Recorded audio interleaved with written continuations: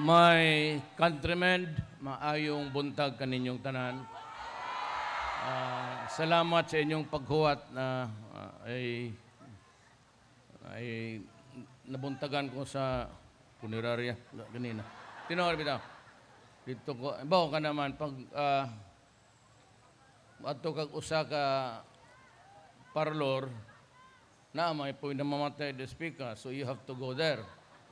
Kay siyempre mayor god niya adto ka na pod ug daghang patay mabuntagan ka kay di mo pwedeng di magig-istorya moingon lang kadaghan kung sa may namatay moingon po ano na kinahanglan sir patay naman na kaya maghibaw ka naman katigwangon kanang ako ba niminaw mamuntanan usahay mauwaw ko usahay maikog ko usahay maluoy ko kaninyo mga katawhan. I know gusto mong makiglamano, himamat, or even just is your talk.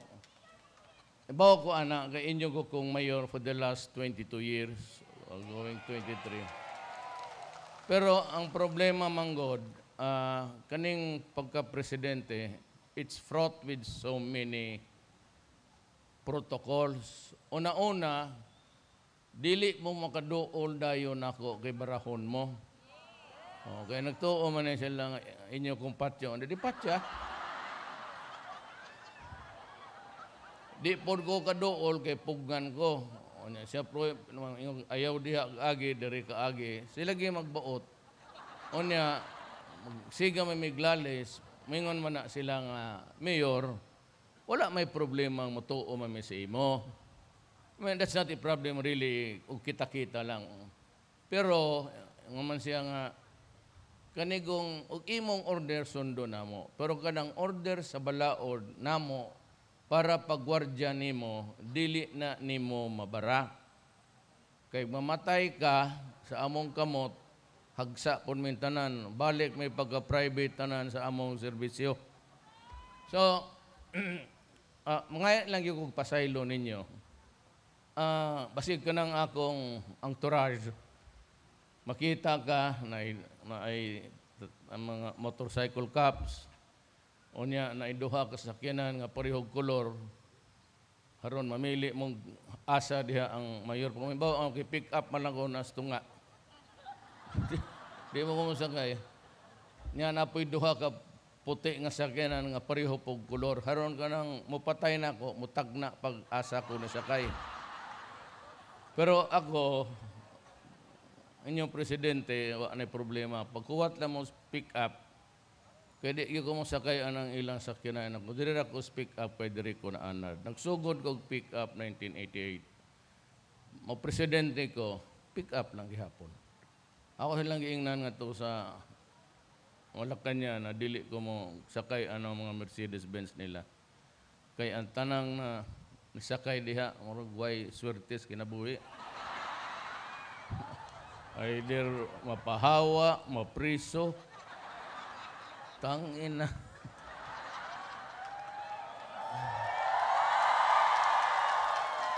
Ako pagkatinood, prangkahanta mo, kay kita-kita naman sa Davao, ay lang yung ibalita sa Manila, kaya mga inggitiro ng mga yawa. Diya.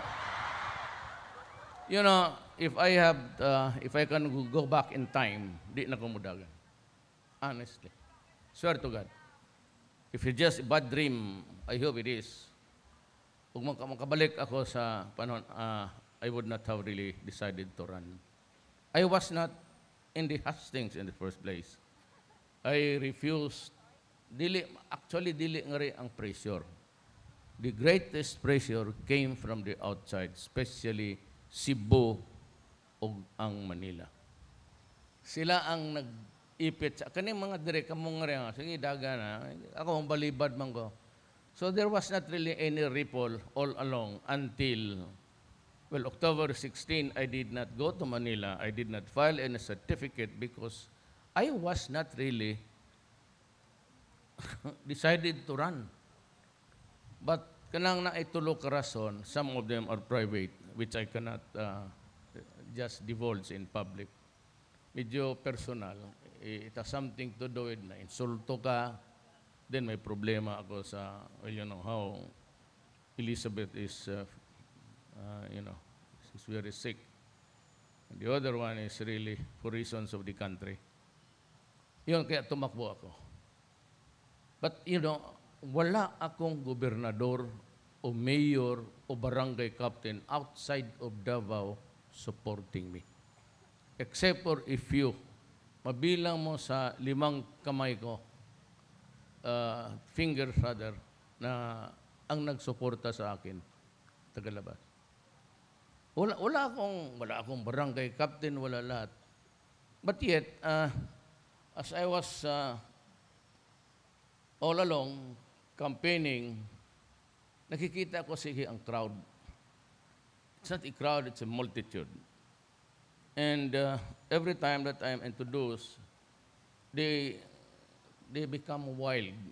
Not only with the applause, but shouting, tumakbo ka na kasi hirap na kami. Then I realized, yung sa Luneta, nung nakita ko sa may drone, so nakita ko doon sa monitor, at it was built to the brim. So sabi ko, isip ko, baka manalo ako. Then I had this tiff with the Catholic Church, and I had this tiff with the media. Well, sabi ko, you'll just have to accept me for what I am. If you cannot stand me, do not go near me, or do not even talk to me because I'm not into it anymore. Wa naman yung re-election, pagkatapos nito, next step is kamatayan na. So, man, I'm 71 years old. After I'll be 77, it would be a very lonely world for an old man to stay too much time in this planet. Kaya ako, wala na akong, sabi ko sa mga cabinet members, do not launch a campaign here in the office. If running for a public office or if you have plans to whatever, do not do it here in my cabinet.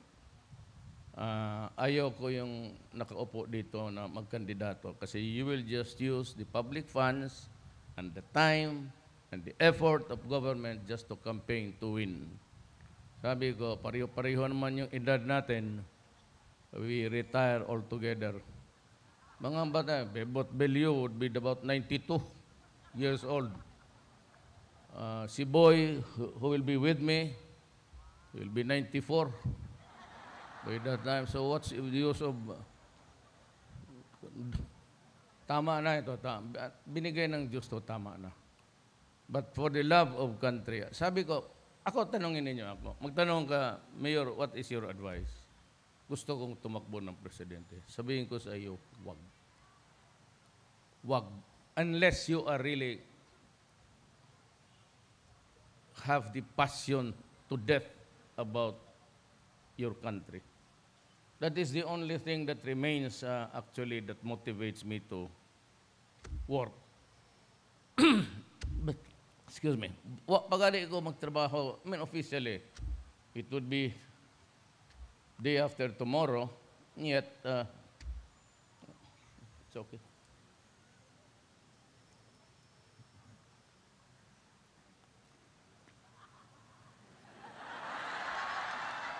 Di na mo katawa mga arme. Di na mo na ako pakatawa. Wala po ko kaila nila. Di po ko kikila-ila nila. Medyo sa ako, istriktog na ako. Kita ka? Ayun ako, ayaw. Bawa ni mo nga, no? Wala pa akong mapresidente. Trabaho na ko. First day, I took in some visitors diya sa Enclave ng Iskandor. I borrowed the office. Subwak ang tao. I could not even really talk sense to anybody because of sheer enormity of the crowd. Ngayon, anong makukuha mo? Wala. Magkano ang sweldo? Kung hibaw ka na ikaw, nagyo ko muna, 130,000, anak ka nang. Igo-igo, bahino ni Hanilet o ni Elizabeth, wa na ko'y ako. Mukating pa si Mayor Inday. Kung si Sebastian, ambot dato naman niya si... Well, Actually, you ask me, nothing. Trabaho ka, tulog ka, trabaho, tulog. Moro na. Di pa ko presidente, ha?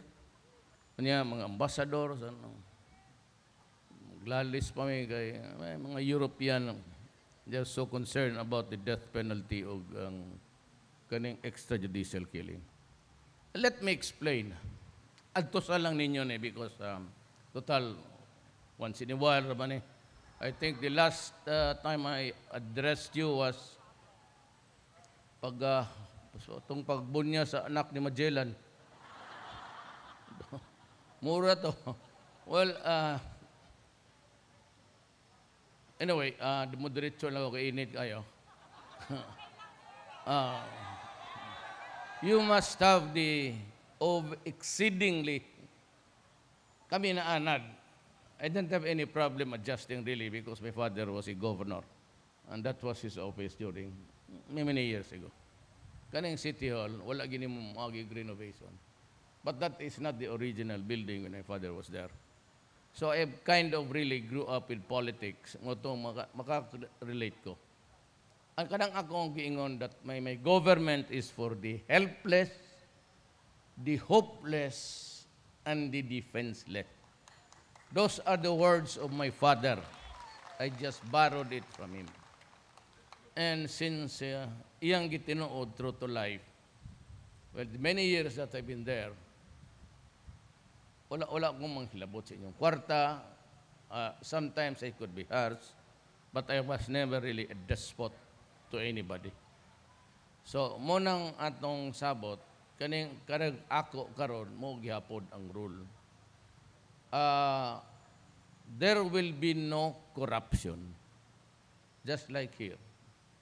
The first to whip, sekretaryo ka sa kabinete, tapos nangwarta ka, then I'll just have to whisper, please go. There are so many people really wanting so many jobs. Daghang mo dawat. So there is really no dearth of talent in this country. Kanang naasa, I do not mean to offend anybody. Kanang sa customs, BIR, engineering, business, ng business office, gibaliktad ko na. From the janitor down, alam ninyo yan. From the chief of office hanggang janitor, binaliktad ko. Sabi ko, kasi, ang tao manggod na anad, nakawawa ang Pilipino eh. For example, is how much is going to pay? 50 pesos or that they permit. Pati pulis. Tapos magdala ka talaga ng extra. Magdala ka ng 20 para pamigay. Kung gusto ko lang talaga magkapera, ilang kontrata nandito sa Davao na yung park lang na yan. So there was this allegation na right at the beginning, pinahinto ko. And I called the audit people, commission on audit, i-audit mo muna before I continue with the work there. Otherwise, pag may nakita kayo maski piso na ninakaw, I will not only admit it, I will resign. Kaya ng dito ganun rin. Ang Pilipino kasi hindi na nakakatikim hindi na makatilaw og gobyerno ganing serbisyo og dili mo bayad. So wala man akong sinasabi. Yung electricity clearance, demolition, pati yung sheriff, ganon. Hindi gagalaw yung hindi mo bigyan. Lahat pati dito, please stop it. Alam ko, it adds to your lifestyle. Ayan ang customs. Yung sweldo na BIR, ang nila, lang yan, pang dugang na lang na added value. But the main source is really corruption. And it has to stop. I am hell-bent in stopping corruption. Ayaw ko talaga. So, yan ang tandaan ninyo because you'll never get any help from me kung may mga kaso kayo na gano'n. Kasi wala hindi na talaga ang tao na wala na ipahuway, wala nang pahinga sa korupsyon. Lahat ng permit meron. So, ganito yan. I'll start here in Davao kasi i-implement ko worldwide. I do not want people, especially Professional Regulations Commission, yung ano ninyo dyan. You have to come up with something better than that. Dito sa passport, natutulog na yung lalo ni mga kutabato, yung mga muro na magkuha ng dyan sa pavement. So, itong foreign affairs, sinabi ko kay Yasay, I'll give you 2 months. Akala ko ba bilitan na bili ng computer araw-araw, gastos, tignan mo yung expenditure ng gobyerno. Sir, computer 5. Bakit? Abuti ng isang no. I do not want people queuing. Pagdating doon, bigyan mo ng, sayo, ma'am, paano ito? Ito, you produce this. Give her or him a shopping list. Ito ang, once na compliant niya, wag mo nang dagdagan, wag mo nang do not ask for more or something less. Na ito, mali. You make it clear to the Filipino na gano'n. Tapos, kung na-comply niya yan, pagtanggap, yung magtanggap will sign a ledger. Receive the application for the clearance, whatever, of Rodrigo Duterte. Ikaw ang sa window magpirma. Papirmahin mo rin siya, then you go to your computer. See the workload ninyo. You make a projection. There must be a must. Chief of Office ang magana. The Chief of Office must make a projection. Kailang ninyo pabalikin yung tao. So be back on July 14 at 3:30 in the afternoon. You get here. Bigyan mo ng stub, plastic. Pag i-presenta niya yon, bigay mo. Yan ang rule ngayon. Ayaw kong lalo na dyan sa passport. They have to do better than, mga kapatid natin, first come, first serve, naghihiga dyan sa semento. Nakita ninyo yan. Lalo na yung taga-Cotabato, kawawa naman. Yan ang isa dyan. And I will put up a hotline, something like about 10. Tapos, anybody can call, and that person should report it to sinong chief nila, supervisor, and to call that office. If it's a police, you must answer it because 24 oras kayo dyan. Do not give me shit about, you have to answer. If it's the military, you can call there and they will be recorded. And that, something of significance, then pagising ko, I will accordingly. Kaya dalhin ko si Boy. Pati yung mga sa local government, yung contracts ng local government, there is a lot of graft and corruption in the local governments. Pati yung mga purchases. Pag tignan ko, there's an anomalous report, I'll ask the ombudsman para sa Malacanang, then he will review the total, alam na ni Boyan. Pati yung local executives. Maraming local executives nasa droga. So pagka nasa droga ka, you cannot select your own chief of police or city police director. Alam ako, maraming nanalo dito ngayon because they never really bothered to join a political party. They just went ahead to run because they had money. Now, kung sa drugs yan, I dare say to you now that if it is not interdicted on time, the next 7 years, elections would be narco-politics. And we would be like Mexico. Sa Mexico, ang babaeng mayor took her out of office in the morning, and in the afternoon, she was dead. I will not allow my country to degenerate into that kind of basurahan. For as long as I'm mayor, the curfew will be maintained. Ang hindi kasi naintindihan ng mga pare, pati yung mga bleeding hearts, is ganito. Itong mga human rights ng mga congressman, pagkabobo naman ninyo. Ay talagang bobo eh. with all the rantings, you know, when we take into custody a child or children, we are not in the process of arresting. We are taking into custody the child to protect him from harm. Ang hindi naintindihan ng mga oras, human rights violation, paano maging human right? You protect the children of this country by controlling their movements at night. And that is human rights violation. Kung sa mga po si Gascon, oy. You better find a shade. Hayaan mo na lang ako dito. Maghanap kayo ng saya. Sa badya. Sige na da. Hoy, ang kapital mo kay maputi ka pag naitim ka, pangit ka. Ulis kayo dyan.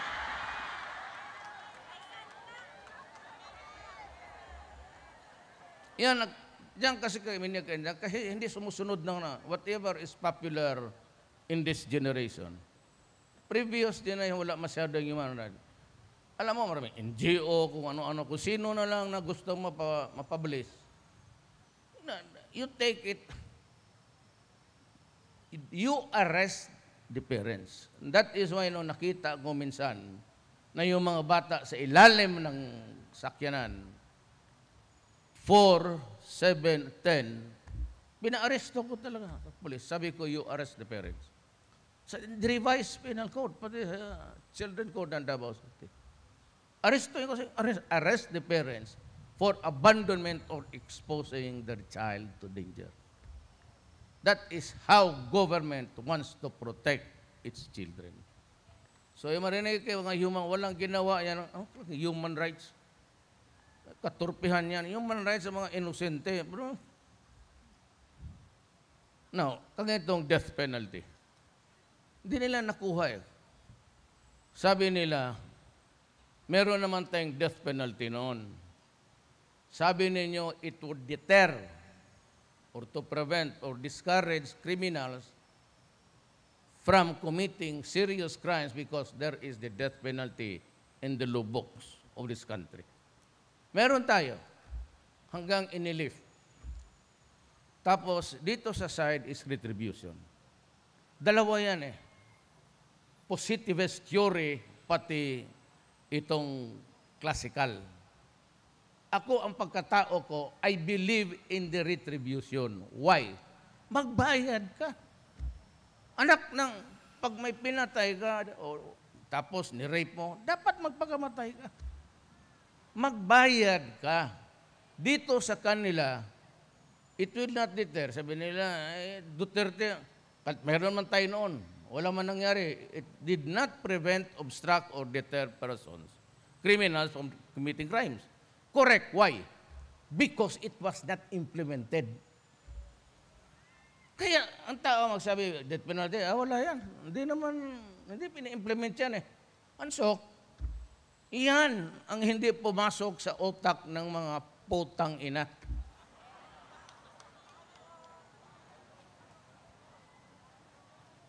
Akala naman siguro nila itong mayor ng Davao, bubo. Oy, nako, Ginoo ko. Ay, sos. Pag dumaan ka sa nanay ko, bright ka talaga, kada adlaw. Sa altar ka, pareho ang Kristo ka, ana. Sa among altar sa balay, si Kristo nag-ana na ito. Isigo ko, siguro, twice a week, nakaluhod din ako doon. Butangan pag yung munggos ni Solidad, anak. Grabe talaga nanay ko. Kasi anong mahama, anak? Sa kana ni Jesus, pray na ko, matay, Jesus, pareho gitag swerte, ano eh. Ginoo ka man, tabangin na lang ko. Siguro, yung Diyos, hindi kaya, murag dito ni kaya, tabangan ni bataan ni Kisalbay. Nihangad na lang siya, anak. Karon among Jesus Christ, anak naong ito.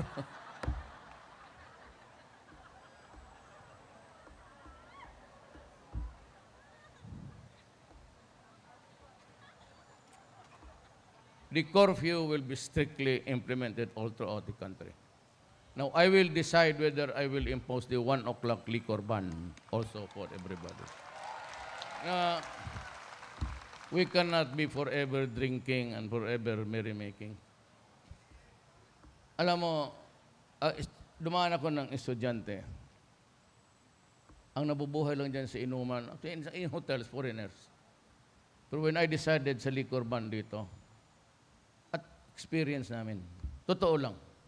Ayaw man si Boy, pareho mo ka-eskwela sa San Beda. Saan niya piblang ko makita? Doon sa Ligarda, Minjula, nas kanto, na itulay dia, na beer dia. Sige, inom, alauna pa sa hapon. Utang ina pag-abot sa alas 4 klase na, lango na. Huwag tuon-tuon, wasting the money.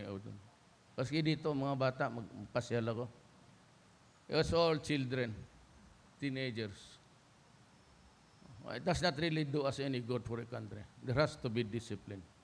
Curfew, then I will go ahead with, alam mo na, marami nang namamatay kampanya sa droga. Kung may mga anak kayo, o may mga kapatid, o kumare, kumpare, warningan lang talaga ninyo. Hindi ako atras dito, and I tell you now, as I've said before, so napuyapan? Tiguang o bata? Tang 911? Ay, hawa nilagay mo da, pangita mo glandong to. Get a shader somewhere. Because actually I'm enunciating now the policy of government. Day after tomorrow mag-take out na ko. Ang ano na nga ito sa kuwan?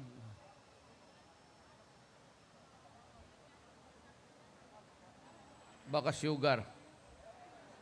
Baka sugar.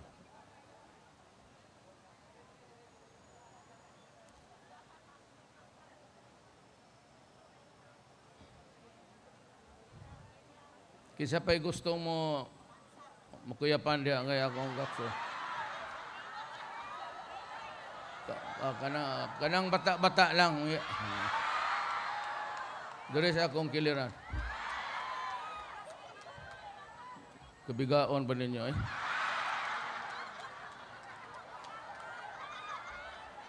Well anyway, di na ko kainit kayo. Curfew must be implemented. Wala ako'y pakialaman na. Tsaka yung kampanya sa droga pati criminality, lalo na yung mga kidnapper, dito alam ninyo ano nangyari. Kidnap ka dito, patay ka talaga. Wala nang kidnap dito sa Davao na buhay. Alam ninyo yan. Kaya mag-surrender ka o lamot, mag-surrender ka o magipaglaban ka, it will be implemented criminality. Yun ang gusto ng tao. Yun ang sinasabi, OFW, nag-landslide ako. America, nag-landslide ako. Why? Ang mga OFW, sir, ang among mga pamilya, trabaho mi nga rin, ang akong bana na as Qatar ako, na as Dubai, akong mga anak in town, basig malulong sa droga o pasipadan sa mga adik. That's their worry. That is why nag-landslide ko. They never knew me before. So, not because nga, sabi ko, wala ako ni isang congressman, ni isang governor. And yet I won. Why? Tao. Why? Because I was the person carrying the right message. Corruption in government, criminality. So tutuparin ko yan, baski sagasaan ko, baski sino. And I stake my honor, my life, and the presidency itself. Even if I lose it, pagka sinabi kong huminto kayo.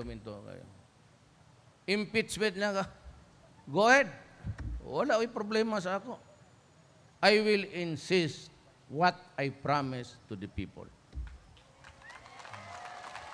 Kaya kayo lahat, government employees, yung mga civilians, private sector, ganito yan.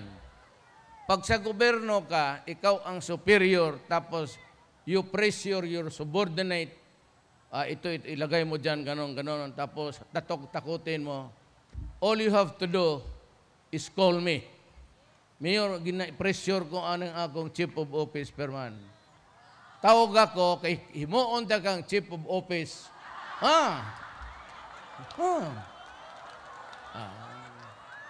Huwag ka yun magkumpiyansa sa akin.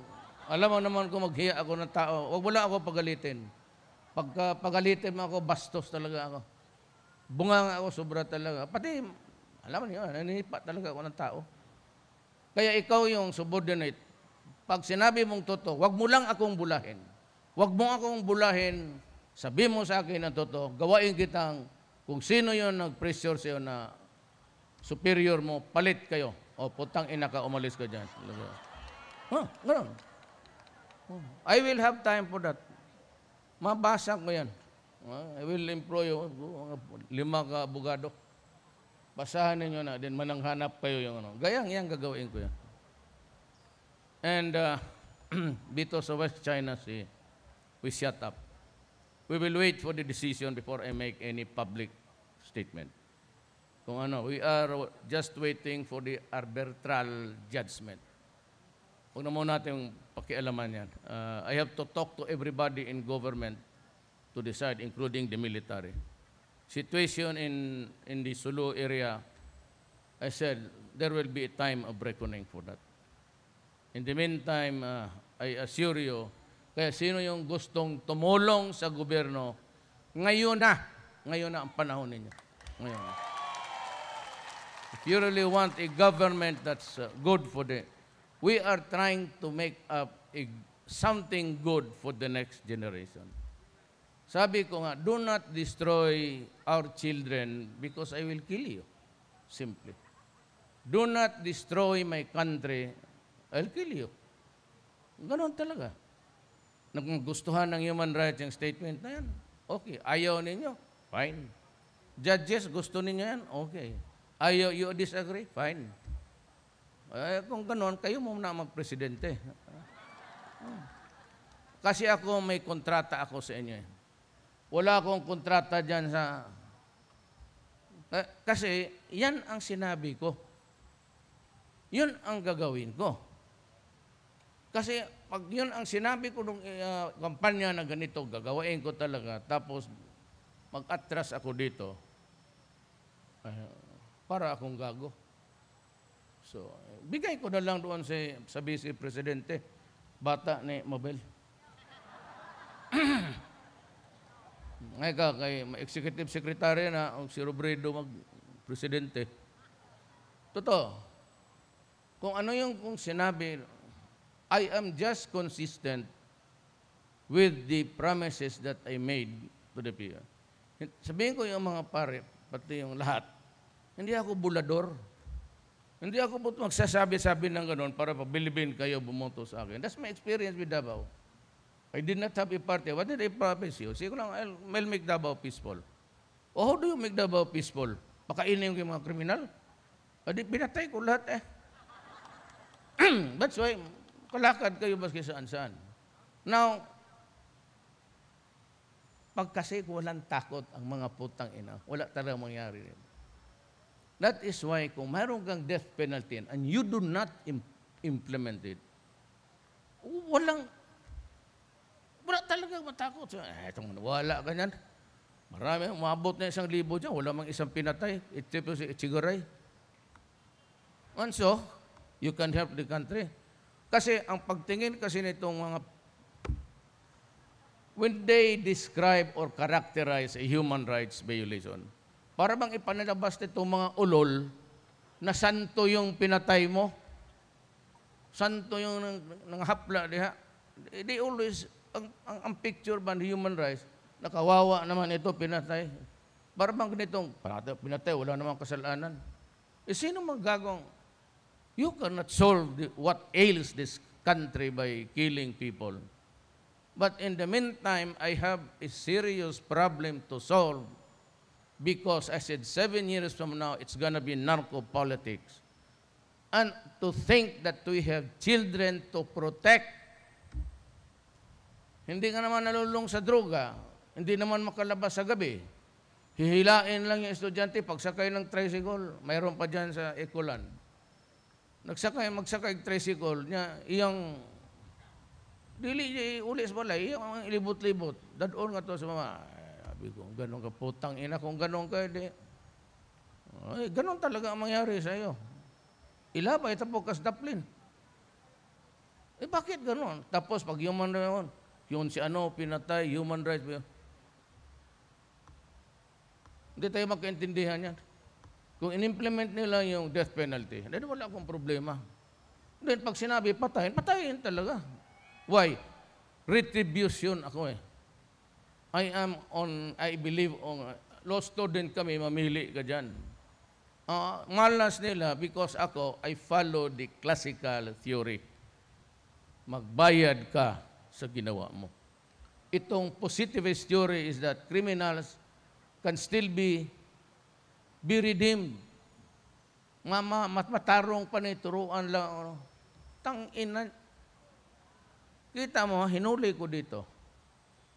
Pag doon kasi kung dito ka preso, doon ka sa Maynila. Yung mga taga Maynila, doon sa penal colony. Baliktad. Na preso. Hindi mo na pinatay kasi may human rights.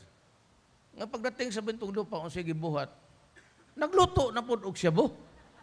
Ano magklaseng, kaya sabi ko I had a talk with the military and the police. We cannot allow this thing to go forever. Para tayong sinasampal eh. Just like in the Sulu area, I'm asking Memoro people for the utmost understanding.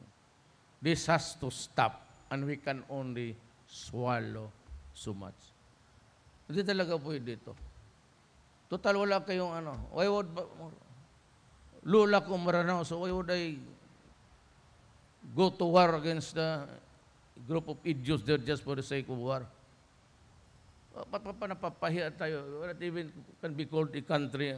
Really? Republic of the Philippines? Nandiyan na sa Perusuan, nagluluto ng sabo, tapos dito kidnap, patay, luglugon. Ay, mga anak natin, nandiyan na sa droga, marami pang daldal. Kaya ako, I'm reminded of, at their time sa American history, marami na talang reklamo, but I am reminded of the famous quotation from Lincoln. Kasi mainit na we have to go. Sinabi niya na, if I were to try to read, much less answer all attacks against me, this shop, the office of the president, might as well be closed for any other business. I do the very best I know how, the very best I can, and I mean to keep doing so until the end. If the end brings me out all right, what is said against me won't amount to anything. But if the end brings me out wrong, 10 angels of God swearing that I was right would make no difference. Yan ang iwan ko for the media and for all. I have to do because that's what I do.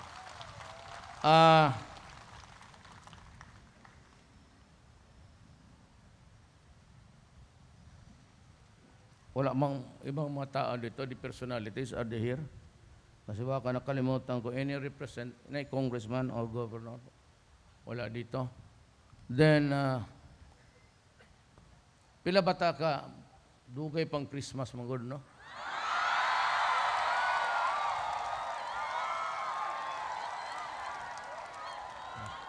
Hibaw ko, gibaligyan na ninyo sa lasto na. No. Yung mga lasto kolekto dyan, tumabi, ay, apel to mag-salve. This will be given directly and this money will not be used to pay for it. Paghintahin ka lang. If the situation of the country improves, it will also improve your quality of life. Sabihin ko yun. Pero ngayon pa man kasi wala pa may daghan kaayong negosyo na sulod. Just make this country peaceful and we will have the investments coming in. Alam mo, the only money that we can use is taxation. We do not print money. Ang atin is the value of our economy, not only the value of your property, building. Ngayon, what is your worth sa economy? Marami bang tao may trabaho? May produkto bang pinapalabas? May produkto bang nabibili dito? Is there any movement fast enough to sustain an economic growth? You know, Davao City is hitting, malaki na yan, ha? We have hit 4% sa ating economic growth, domestic city. But ang growth rate natin is something else. I will reinstall the program of family planning. 3. 1, 2, 3. Tama na yan. So, mga social workers, you must be proactive. Nag-ingon ba si Mayor, mga anak, kapag ikalima, putlo niya yung mong utin.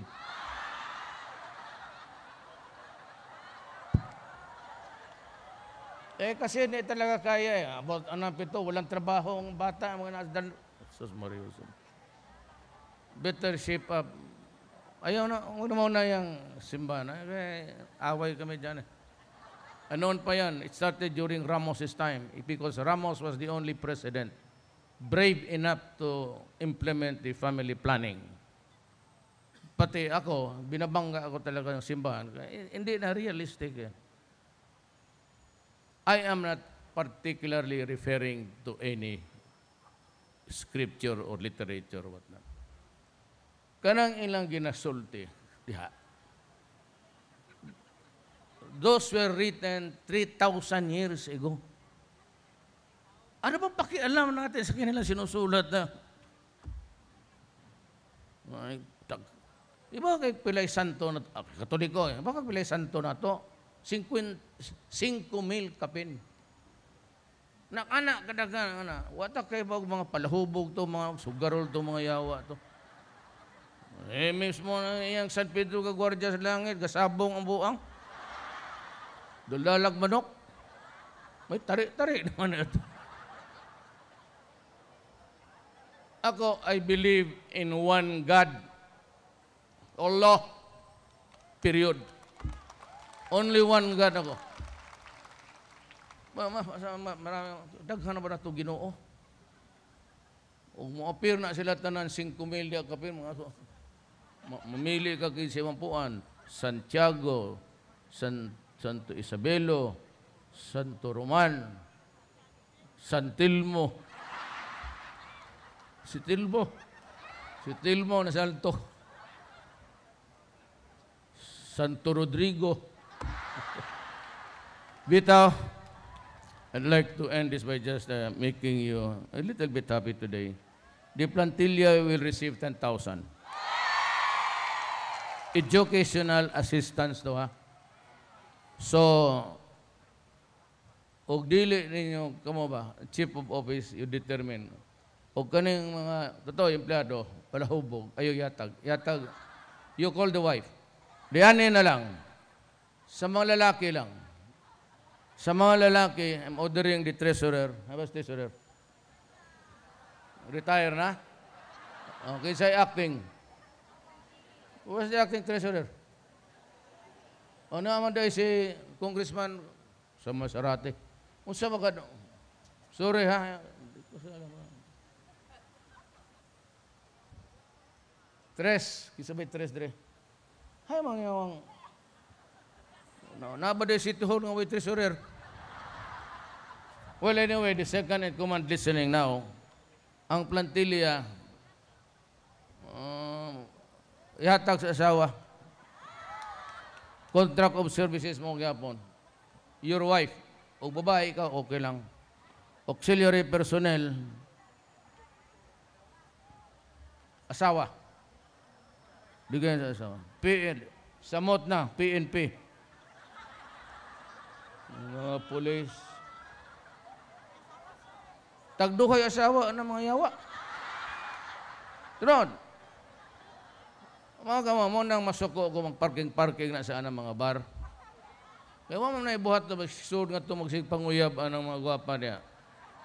Unya, pabuntisan. Kadaghanan na, that's the history of Davao, ha? Kanang mga babae bang paanakan lang for the sake of, you know, it's very stupid. Total na may pills diha. Ako naghahatag kong pills nga libre. Tino na, you can get your pills here. Ang Ambot lang if Mayor Inday will continue with the program. Pati nga akin ligation, 5,000. You give the 2,000 to the doctor, 3,000 imo. Per ligation. Vasectomy, another 5,000. O ipaputol yun demo, 10,000. Para wala na yung problema. Ako wala naman. Paputol naman ako. Ay, so kato nagka-problema ko kang Elizabeth o kang Manilit. Hapit ko buwag eh. Nga magsige nagdikit na ako. Trabaho ko dapat si Kadlaw na sa tubangan. Ay, paputol ko na para ano problema. Putol na. Putol na ang bisyo. Ayun. PNP personnel, wife. You, the wives, pati sa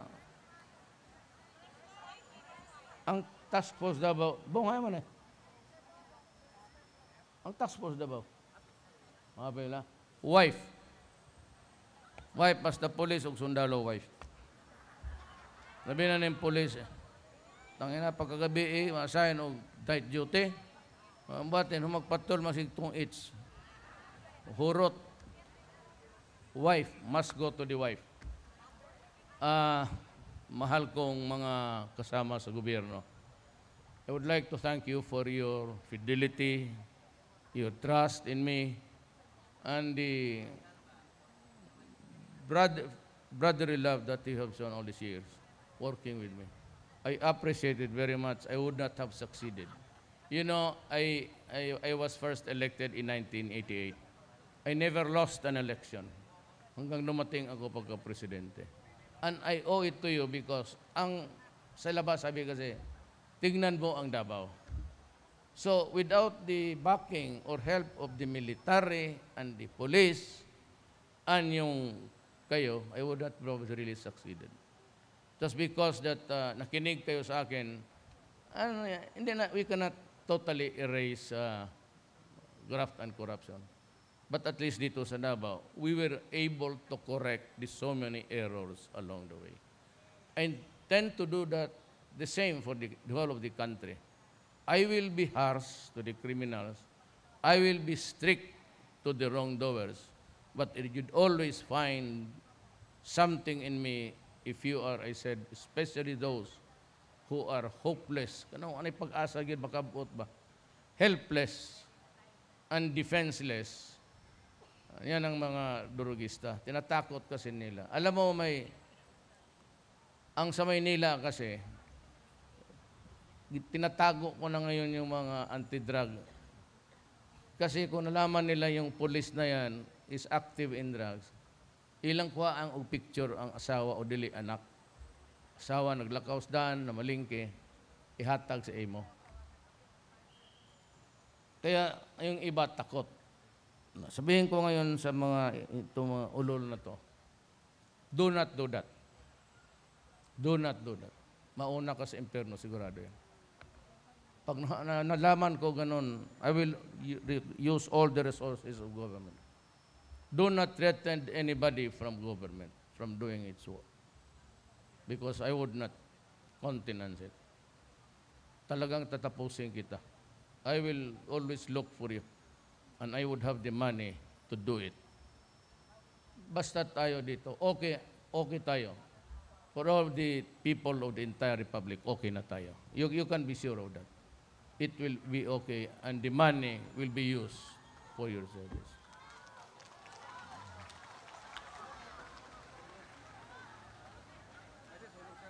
Ha? Nahulog?